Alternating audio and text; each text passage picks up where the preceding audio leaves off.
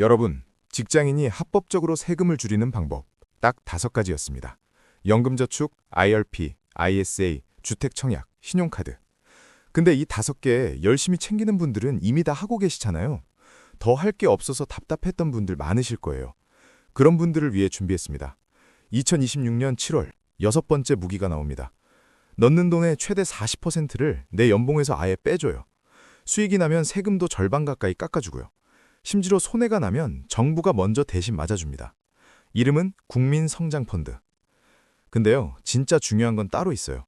이걸 기존에 하던 연금저축이랑 IRP랑 어떻게 조합하느냐. 이 순서 하나가 수백만 원 차이를 만듭니다. 오늘 이 영상 하나로 직장인 절세의 전체 그림을 그려드릴게요. 기존 절세 수단 5가지, 각각 어디까지 해주고 어디서 한계가 오는지, 새로 나오는 국민성장펀드는 정확히 어떤 구조인지, 그리고 내 연봉에서 뭘 먼저 하고 뭘 나중에 하면 되는지 숫자로 비교해서 깔끔하게 정리해드리겠습니다. 다른 채널에서도 국민성장펀드 많이 다루고 있죠? 근데 대부분 이 펀드 하나만 떼어서 설명하거든요. 그러면 절반만 아는 거예요.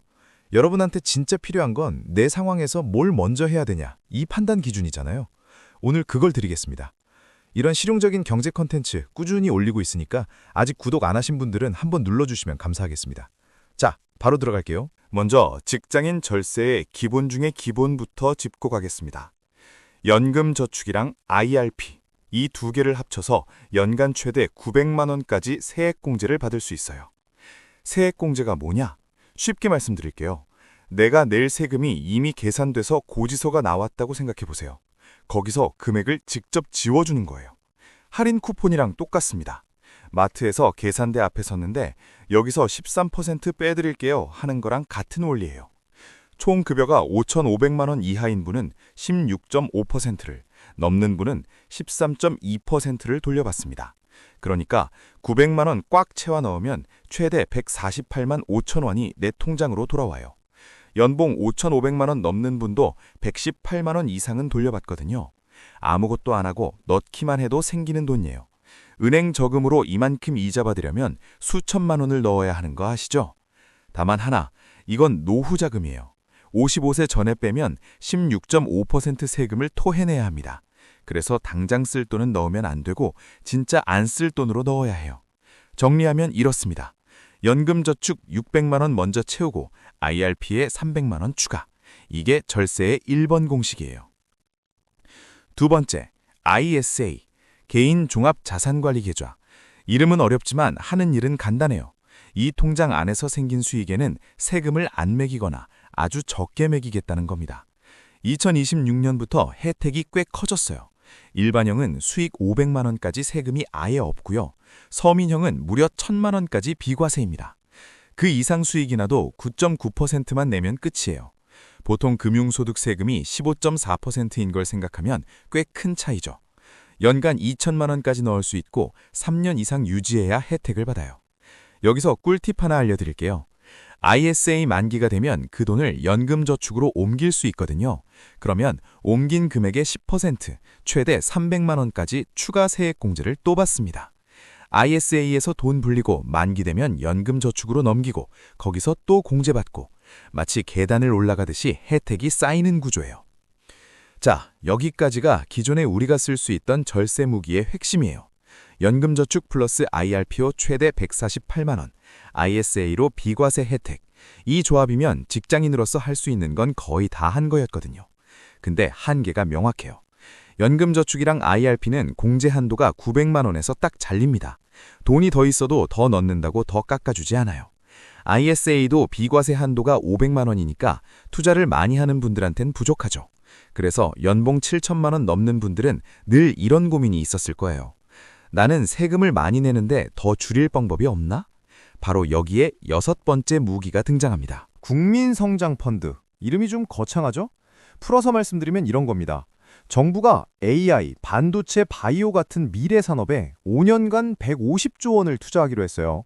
근데 정부 돈만으론 부족하니까 일반 국민들도 같이 투자할 수 있게 문을 열어준 거예요.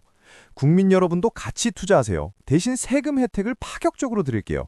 이게 국민성장펀드의 핵심이에요. 올해 1월 20일에 재정경제부가 구체적인 세금 혜택을 발표했고요. 조세특례 제한법이라는 법의 개정안이 국회에 제출된 상태입니다. 출시는 2026년 6월에서 7월 사이. 여기서 중요한 거 하나 말씀드릴게요. 아직 법안이 국회를 통과한 건 아니에요. 2월 임시국회에서 논의 예정이라 통과 가능성은 높다는 게 대체적인 전망이지만 세부 숫자가 바뀔 수도 있습니다.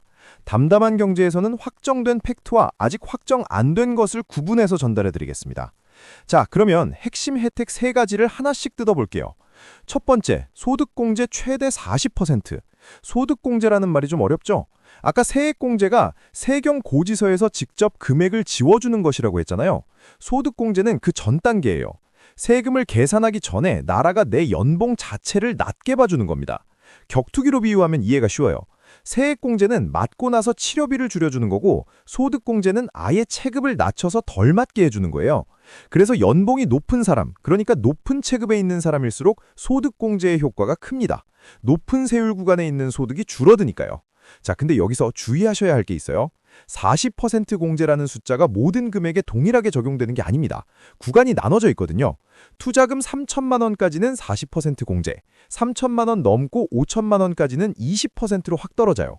5천만 원 넘고 7천만 원까지는 10%. 그러니까 3천만 원을 넣으면 1,200만 원이 내 소득에서 빠지는데 6천만 원을 넣으면 40%인 1,200만 원이 아니라 1,700만 원만 빠지는 거예요. 많이 넣을수록 효율이 떨어지는 구조라는 걸 꼭 기억해 주세요. 납입 한도는 2억 원인데 소득공제 혜택이 적용되는 건 7천만 원입니다. 두 번째, 배당 소득 9% 분리과세.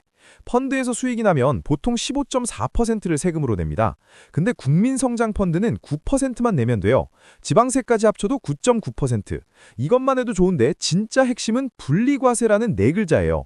이게 뭐냐면 이 펀드에서 번 돈은 내 다른 소득이랑 합치지 않겠다는 뜻이에요. 왜 이게 중요하냐면 소득이 합쳐지면 세율 구간이 올라가거든요. 연봉 높은 분들은 금융소득까지 합치면 최고 세율 45%까지 올라갈 수 있는데 이 펀드 수익은 거기 안 섞이는 거예요. 딱 9.9%만 내고 끝. 이건 연봉이 높을수록 체감되는 혜택이 훨씬 커요. 세 번째, 정부의 20% 손실 보전. 투자를 하면 원금이 깎일 수 있잖아요. 이게 제일 무서운 거죠. 국민성장펀드는 여기 안전장치를 하나 달아놨어요.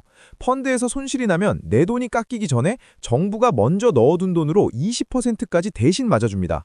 게임으로 치면 아이템 강화할 때 파괴 방지권을 하나 끼워준 거예요. 강화에 실패해도 아이템이 바로 깨지지 않고 방지권이 먼저 사라지는 거죠. 그러니까 펀드 수익률이 마이너스 20%까지는 내 원금에 손해가 없어요. 다만 20%를 넘어가는 손실이 나면 그때부터는 내 돈도 깎입니다. 무적이 아니라 방패 한 장이라고 생각하시면 돼요. 자, 그러면 이 혜택들이 실제로 내 통장에 얼마로 찍히는지 계산해 볼게요. 여기서 한 가지만 먼저 설명드리고 갈게요. 연봉이랑 세금 매기는 기준소득은 다릅니다. 연봉에서 4대 보험료, 각종 공제를 다 빼고 남은 금액이 있는데 나라에서는 이걸 기준으로 세금을 계산해요. 이걸 과세표준이라고 합니다. 쉽게 말해 진짜 세금 붙는 내 소득이에요. 앞으로는 그냥 세금 기준소득이라고 부를게요. 사례 1. 사회초년생 김대리님, 연봉 4천만 원. 사회에 나온 지 3년 차, 이제 좀 모은 돈이 생겨서 재테크에 관심이 생겼어요. 김대리님이 국민성장펀드에 1천만 원을 넣었다고 해볼게요. 1천만 원에 40%, 그러니까 400만 원이 소득공제됩니다. 김대리님의 세금 기준 소득 구간에서 세율은 지방세 포함 약 16.5%. 그러면 400만 원 곱하기 16.5%, 돌아오는 세금 절감액은 약 66만 원이에요. 66만 원이 뭐냐? 1,000만 원 넣자마자 6.6%를 번 거예요. 요즘 은행 예금이자가 3%대잖아요. 예금의 2배를 세금 줄이는 것만으로 확보하는 겁니다. 이건 펀드 수익률이 0%여도 생기는 돈이에요. 김대리님 입장에서는 올여름 휴가비가 그냥 생긴 거나 마찬가지죠. 사례 2. 맞벌이 이 과장님, 연봉 7천만 원. 아이 학원비에 대출이자에 쓸 데가 한두 군데가 아닌 분이에요. 세금까지 많이 떼이니까 매달 통장 보면 한숨이 나옵니다. 이 과장님이 3천만 원을 투자하면 소득공제 1,200만 원. 이분의 세금 기준 소득 구간 세율은 지방세 포함 약 26.4%. 1,200만 원 곱하기 26.4%. 돌아오는 건 약 317만 원입니다. 317만 원이면 초등학생 아이 학원비 서너 달치예요. 연말정산 한 번으로 학원비 걱정이 몇 달 사라지는 거죠. 여기에 연금저축 플러스 IRP 세액공제 118만 원까지 합치면 이 과장님은 한 해에 435만 원을 절세합니다. 이건 단순히 숫자가 아니라 가족 요양 한 번이 통째로 바뀌는 문제예요. 사례 3. 베테랑 박 부장님, 연봉 1억 원. 20년 넘게 회사 다니면서 연봉은 올랐는데 세금도 같이 올라서 실질 소득은 크게 안 변한다고 느끼는 분이에요. 박 부장님이 5천만 원을 투자하면 어떻게 될까요? 소득공제 계산해 볼게요. 3천만 원까지는 40%니까 1,200만 원. 나머지 2천만 원은 20%니까 400만 원. 합계 1,600만 원이 소득에서 빠집니다. 이분의 세율 구간은 지방세 포함 38.5%, 1,600만 원 곱하기 38.5%, 절감액은 약 616만 원이에요. 616만 원이면 매달 내는 아파트 관리비랑 주차비 합쳐서 거의 1년치입니다. 여기에 연금저축 플러스 IRP까지 합치면 연간 약 3,075만 원 절세. 월급 한 달치를 세금 줄이는 것만으로 벌어들이는 셈이에요. 이쯤 되면 안 하는 게 오히려 손해죠. 참고로 이 계산은 이해를 돕기 위해 단순화한 거예요. 실제로는 다른 공제 항목이 겹치면서 금액이 달라질 수 있으니까 정확한 건 세무사 상담을 한번 받아보시는 걸 추천합니다. 자, 이제 진짜 핵심입니다. 국민성장펀드가 좋다는 건 알겠는데 기존에 하고 있는 것들이랑 뭐가 다르냐? 이걸 정리 안 하면 그래서 뭘 해야 하는 데에서 멈추게 되거든요. 비교를 쉽게 해드릴게요. 연금저축 플러스 IRP. 이건 세액공제예요. 아까 말한 대로 세금 고지서에서 직접 금액을 지워주는 할인 쿠폰. 한도 900만 원, 최대 환급 148만 원. 장점은 확실하고 안정적이라는 거예요. 단점은 55세까지 못 빼고 한도가 900만 원에서 딱 끊긴다는 것. ISA. 이건 비과세 통장이에요. 이 통장 안에서 생긴 수익에 세금을 안 매기거나 적게 매기는 구조. 수익 500만 원까지 세금 제로. 넘어가면 9.9%만. 장점은 투자 자유도가 높다는 것. 단점은 비과세 한도 자체가 크지 않다는 거죠. 국민성장펀드. 이건 소득공제예요. 세금을 계산하기 전에 내 연봉 자체를 낮게 봐주는 것. 할인 쿠폰이 세금에서 빼주는 거라면 이건 아예 체급을 낮춰서 덜 맞게 해주는 구조라고 했죠. 그래서 핵심 차이가 여기서 나옵니다. 세액공제는 세율이 16.5% 아니면 13.2%로 정해져 있어요. 누가 받든 같습니다. 근데 소득공제는 내 세율에 따라 효과가 달라져요. 세율이 38.5%인 사람이 소득공제를 받으면 그만큼 38.5%를 아끼는 거고 세율이 16.5%인 사람은 16.5%만 아끼는 거예요. 쉽게 말하면 이거예요. 연금저축은 연봉 낮은 사람한테 상대적으로 더 유리하고 국민성장펀드는 연봉 높은 사람한테 확실히 유리합니다.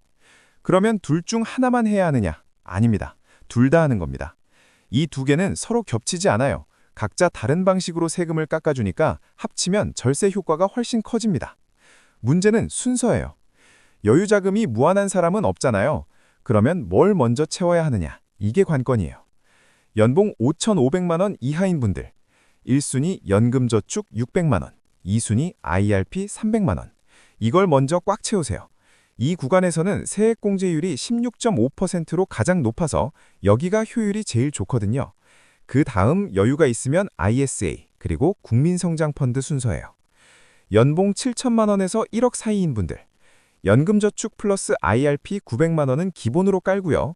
추가 여유 작업이 있다면 국민성장펀드를 적극적으로 보세요. 이 구간부터는 소득공제의 절세 효과가 세액공제를 넘어서기 시작합니다. 특히 3천만 원까지는 40% 공제니까 이 구간만 채워도 효과가 확실해요. 연봉 1억 이상인 분들, 연금저축 플러스 IRP는 당연히 하시고요. 국민성장펀드가 사실상 필수입니다. 세율이 38.5% 이상인 구간에서 소득공제를 받으면 절세 효과가 폭발적이에요. ISA도 물론 병행하시면 좋고요. 이 세 가지를 다 조합하면 연봉 1억 기준으로 연간 700만 원 이상을 절세할 수 있습니다. 자, 여기까지 들으면 국민성장펀드 무조건 해야겠다 이런 마음이 들 수 있어요. 잠깐 여기서 한 발짝만 물러서 볼게요. 2021년 문재인 정부 때 나왔던 뉴딜 펀드 기억나시는 분 계실 거예요. 그때도 구조가 비슷했습니다. 정부가 손실 보전해주고 분리과세 혜택 주고 미래 산업에 투자한다. 출시 7일 만에 완판됐어요. 인기가 엄청났죠. 근데 결과가 어땠을까요? 금융위원회가 국회에 제출한 자료에 따르면 만기 청산된 뉴딜 펀드 10개의 평균 수익률은 2.14%였습니다. 4년 동안 묶여 있었는데 은행 예금보다 낮았던 거예요. 일부 펀드는 마이너스 6%까지 손실을 내기도 했고요. 사실 이건 뉴딜 펀드만의 문제가 아닙니다. 이명박 정부의 녹색 성장 펀드, 박근혜 정부의 통일 펀드, 역대 정부가 이끈 관제 펀드는 정권이 바뀌면 거의 다 동력을 잃었어요. 정부는 수익률보다 정책 목표를 우선시하니까요. 이게 관제 펀드의 태생적 한계입니다.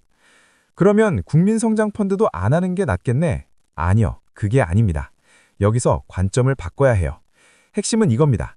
정부의 꿍꿍이에 이용당하지 말고 우리가 정부의 혜택을 이용하는 겁니다. 뉴딜 펀드 때 실망했던 분들은 펀드 수익률에 기대했기 때문이에요. 우리는 다르게 접근해야 합니다. 이 펀드의 진짜 수익은 펀드가 벌어다주는 돈이 아니라 확정된 세금 환급액이에요. 소득공제로 돌려받는 66만 원, 317만 원, 616만 원. 이건 펀드 수익률이 0%여도 확정되는 돈이거든요. 이 확정된 돈만 보고 들어가는 거예요. 펀드 수익률은 그냥 보너스라고 생각하는 겁니다. 그러면 수익률이 기대 이하여도 실망할 일이 없어요. 이미 세금 환급으로 본전 이상을 뽑았으니까요.